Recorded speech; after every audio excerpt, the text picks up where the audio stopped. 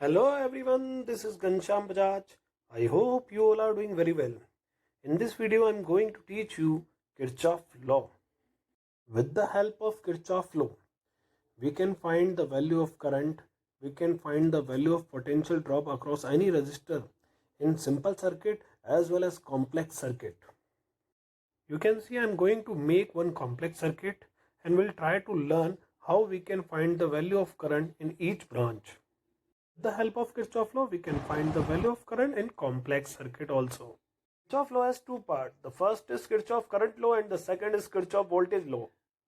Let's start with Kirchhoff first law, which is also called Kirchhoff current law as well as junction rule.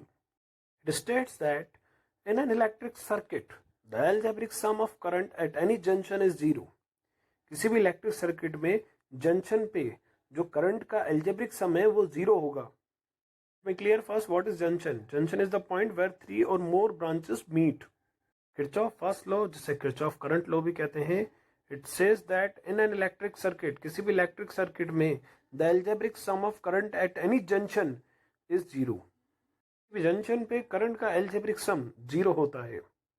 In other words, also you can say the sum of current entering a junction is equals to the sum of current leaving that junction. किसी भी junction पे जितनी भी आने वाली current है उन सभी का सम इज इक्वल टू उसी जंक्शन पे जितनी भी करंट जा रही है उन सभी के सम के इक्वल होगा. किसी भी जंक्शन पे the sum of incoming current is equal to the sum of outgoing current. In mathematically terms Kirchhoff first law can be written as sigma I is equal to zero. I am going to discuss some sign convention which are to be followed. The current flowing towards the junction are taken as positive and the current flowing away from the junction are taken as negative. जो current junction की तरफ आ रही है हम उसको positive लेंगे और जो करंट जंक्शन से दूर जा रही है उसको हम नेगेटिव लेंगे. Now we'll see a circuit. There is a junction at which I1 and I2 are coming and I3 and I4 are going. So we'll take I1 and I2 positive and I3 and I4 negative. KCL लगाने के लिए हमें I1 और I2 को positive लेना पड़ेगा और I3 और I4 को नेगेटिव लेना पड़ेगा. According to KCL sigma I equals to zero. So I1 plus I2 minus I3 minus I4 is equals to zero. I1 और I2 देखिए आपने पॉजिटिव लिए because they are coming towards the junction. I1 plus I2 and I3 and I4 you have taken negative. Why? Because they are going from the junction. So I1 plus I2 minus I3 minus I4 is equals to zero. According to KCL sigma I equals to zero. That sum of incoming current is equals to sum of outgoing current. Now see a circuit. Let's see how can we use KCL. You can see 4 ampere is coming towards the junction. 3 ampere is going away from the junction. Similarly 2 ampere is coming towards the junction and I is going away from the junction. तो 4 ampere और 2 ampere को हम positive लेंगे और 3 ampere और I को हम negative लेंगे. So 4 minus 3 plus 2 minus I is equals to 0 according to KCL. So we'll get 3 minus I equals to 0 and I equals to 3 ampere. So the KCL is sigma delta I equals to 0. Kirchhoff current law states that the current entering junction is equals to the current going from the junction. As you can see the 5 ampere is coming towards the junction and 3 ampere and 2 ampere. They are going away from the junction. So the 5 is equals to 3 plus 2. You can also write I1 is equals to I2 plus I3. Sum of incoming current is equals to sum of outgoing current. Now I am going to discuss a very important question. It's a board oriented question. On which conservation principle Kirchhoff current law is based? So answer is that it is based on the law of conservation of charge. कौन से principle पे Kirchhoff current law based है? So answer is that it is based on the law of conservation of charge. Charge neither be created nor be destroyed. It can be transferred only. Law of conservation of charge को क्यों follow करेगा? क्योंकि किसी भी junction पे जितना charge आएगा उतना ही चार्ज चला जाएगा. करंट क्या होता है? Rate of flow of charge. तो जितना चार्ज आया उतना ही चार्ज चला जाएगा. क्या किसी जंक्शन पे चार्ज क्रिएट होगा? चार्ज क्रिएट नहीं होगा. That's why it is based on law of conservation of charge. Let's discuss about Kirchhoff second law which is also called Kirchhoff voltage law. Around any close loop of a network, किसी भी network के अंदर जो close loop है उसके अंदर potential के अंदर जितना भी चेंजेस होगा उनका हम सम करेंगे तो वो जीरो होगा. किसी भी क्लोज लूप में पोटेंशियल के अंदर जितना भी चेंजेस हुआ है अगर हम उसका सम कर दें तो किसके इक्वल होगा? Zero. Around any close loop of a network the algebraic sum of changes in potential must be zero. In other words we can say किसी भी क्लोज लूप में जितने भी सेल हैं अगर उनके ईएमएफ का सम कर दें वो किसके इक्वल होगा? वो इक्वल होगा the sum of products of currents and resistances in it. किसी भी क्लोज लूप में जितने सेल हैं उन सेल्स का अगर हम एल्जेब्रिक सम कर दें तो वो इक्वल होगा the sum of products of resistances and currents in it. किसी भी सर्किट के क्लोज लूप में जितने भी सेल्स हैं उन सभी सेल्स के ईएमएफ का एल्जेब्रिक सम इक्वल होगा the sum of products of currents and resistances in it. आप देख सकते हैं सेल का ईएमएफ कितना है? 10 वोल्ट. अगर आप सभी सेल के पोटेंशियल ड्रॉप का सम करेंगे तो 10 वोल्ट ही आएगा. Now will see Kirchhoff voltage law. How can we write mathematically? Mathematically, you can write sigma delta V equals to 0. In a closed loop, the algebraic sum of change in potential must be 0. Also, we can write sigma E is equals to sigma IR. Means the algebraic sum of EMFs of the cell is equals to the sum of the products of the current and resistances in it. Which principle is followed by KVL? So KVL is based on the law of conservation of energy. It is based on the law of conservation of energy. You can see there is a circuit in which we learn how we can apply KVL. First of all, we will see I current passes from the positive terminal of the cell and it passes through the resistor of resistance R. अब आपको इस बात का ध्यान रखना है I जो current है वो R में एंटर कर रहा है. जहाँ पे ये एंटर करेगा वहाँ पे आपको प्लस लगाना है और जहाँ से ये बाहर निकलेगा वहाँ पे माइनस लगाना है क्योंकि करंट जो है वो higher potential to lower potential flow होता है. रजिस्टर के अक्रॉस जहां से करंट एंटर करेगा वहां पे हम पॉजिटिव लिखेंगे और जहां से बाहर निकलेगा वहां हम नेगेटिव लिखेंगे, जैसा कि आप डायग्राम में देख सकते हैं. केवीएल लगाने के लिए आपको इस सर्किट के अंदर एक लूप लेना है. आप क्लॉकवाइज भी ले सकते हैं, एंटी क्लॉकवाइज भी ले सकते हैं. आप देख सकते हैं इसमें मैंने एंटी क्लॉकवाइज लूप लिया है. अब आप देखेंगे जो एंटी क्लॉकवाइज लूप है वो सेल के पॉजिटिव टर्मिनल से बाहर निकल रहा है तो इसलिए आपको प्लस ही लेना है. केवीएल लगाने के लिए आपको देखना होगा जो लूप है वो सेल के पॉजिटिव टर्मिनल से बाहर निकल रहा है इसलिए आपको प्लस ई लेना है. और रजिस्टर के अक्रॉस आप जब लूप लगाएंगे तो आप देखेंगे माइनस से बाहर निकल रहा है तो आपको माइनस आई आर लिखना है. तो इक्वेशन क्या बन गई? E minus I R. And according to KVL change in potential is equal to 0. तो E minus I R equal to 0. Resistor के अक्रॉस आपको पोटेंशियल ड्रॉप निकालने के लिए उसका रेजिस्टेंस को करंट से मल्टीप्लाई करना पड़ेगा. दैट्स वाई आप देख सकते हैं E minus I R equal to 0. Let me explain again. आपने एंटी क्लॉकवाइज लूप लिया, लूप को देखा आपने सेल के पॉजिटिव टर्मिनल से बाहर निकल रहा है तो आपने प्लस ई लिया. फिर आपने लूप को देखा रजिस्टर के अक्रॉस नेगेटिव टर्मिनल से बाहर निकल रहा है तो आपने माइनस आई आर लिया. और according to KVL E minus I R equal to 0 because the sigma delta V equal to 0. Here sigma delta V is E minus I R. हमने लूप अभी एंटी क्लॉकवाइज लिया है, हम चाहे तो loop clockwise भी ले सकते हैं. जब आप लूप को क्लॉकवाइज लेंगे तो आप देखेंगे जो लूप जो है ना वो नेगेटिव टर्मिनल से बाहर निकल रहा है. सेल के नेगेटिव टर्मिनल से बाहर निकल रहा है ना तो आप क्या लेंगे? Minus E. और आप देखिए अब लूप रजिस्टर के अक्रॉस पॉजिटिव टर्मिनल से बाहर निकल रहा है तो हम क्या लेंगे? Plus I R. तो इक्वेशन क्या हो जाएगी? Minus E plus I R. ठीक है, ये तो हो गया चेंज इन पोटेंशियल और according to KVL it is equal to 0. तो minus E plus I R equal to 0. Clockwise लेने पे माइनस ई से बाहर निकला इसलिए माइनस ई लिया.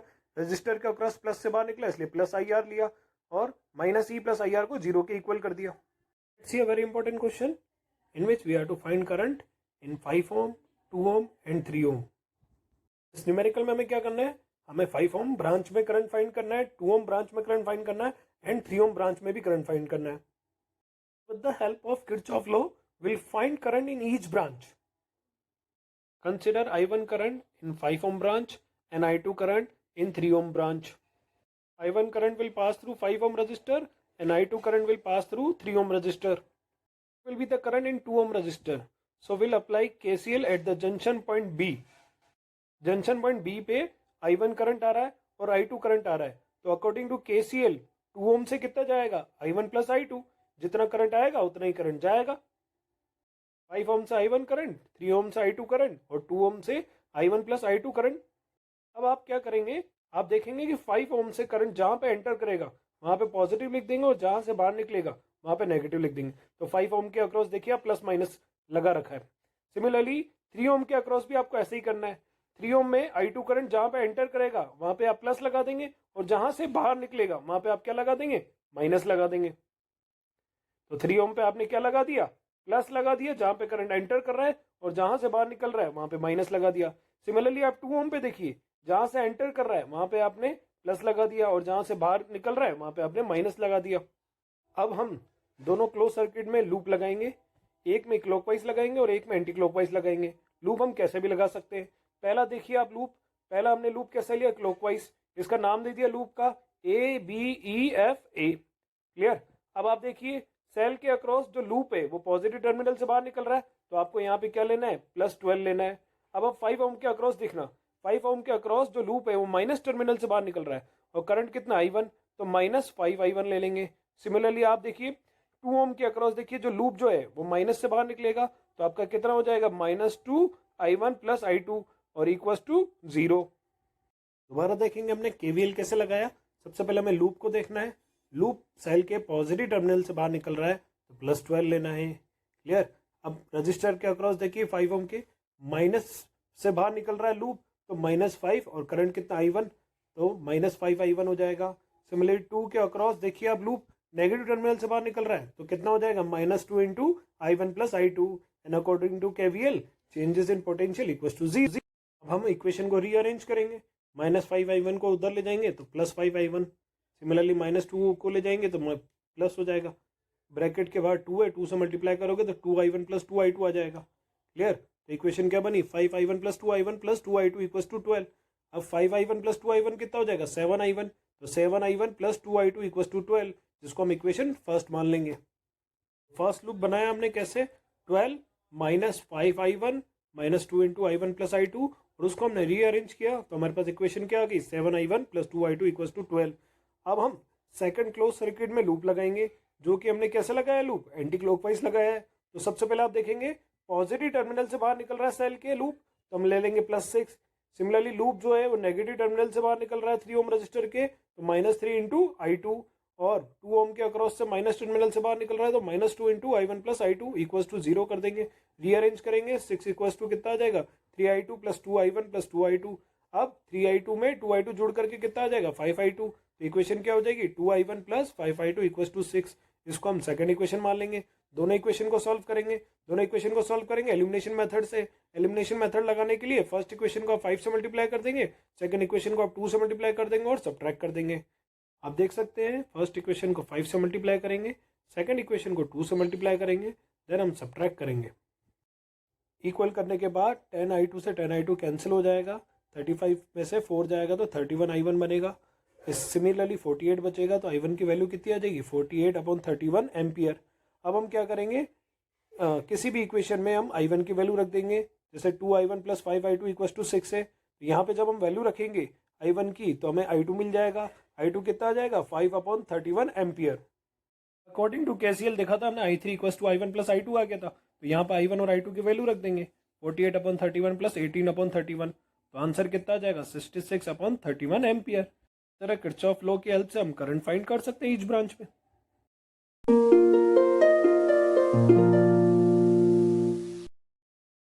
Let's solve the numerical in which you are to find potential difference across each cell. इस question में हमें हर एक सेल पे पोटेंशियल डिफरेंस फाइंड करना है। First of all will consider I1 current in 2 ohm branch and I2 current in 1 ohm branch. 2 ohm branch में हम I1 current consider करेंगे और 1 ओम ब्रांच में हम I2 करंट कंसिडर करेंगे। 2 ओम ब्रांच में करंट I1 है, 1 ओम ब्रांच में करंट I2 है, तो 4 ओम ब्रांच में करंट हम निकालेंगे अकॉर्डिंग टू KCL। आप देखेंगे कि जंक्शन पॉइंट ए पे I1 और I2 they are incoming current, तो 4 ओम में जो करंट जाएगा वो I1 + I2 होगा according to KCL।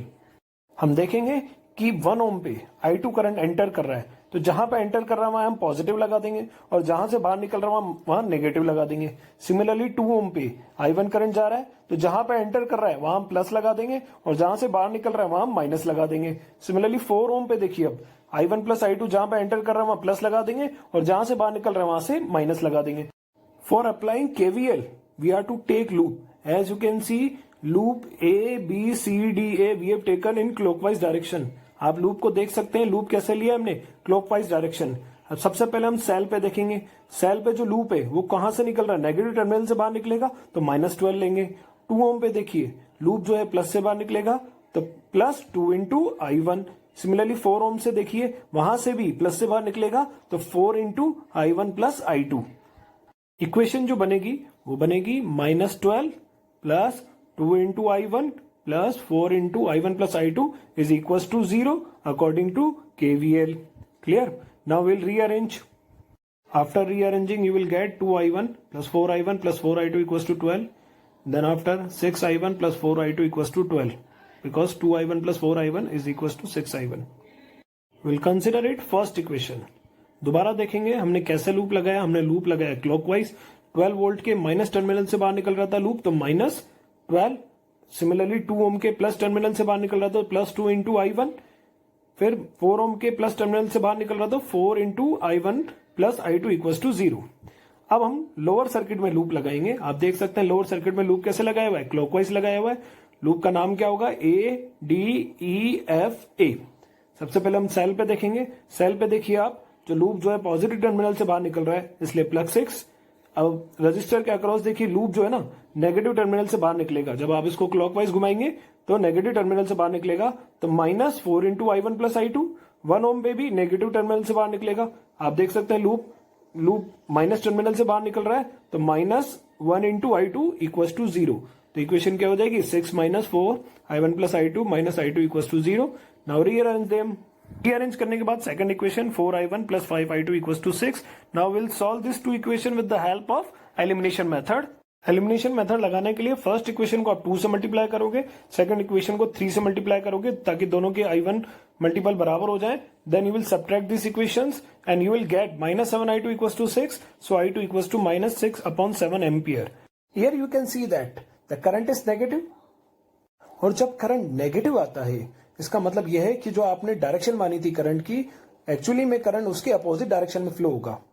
Now we have got the value of I2. Now we put the value of I2 in any of these two equation and get the value of I1. 4I1 plus 5I2 equals to 6.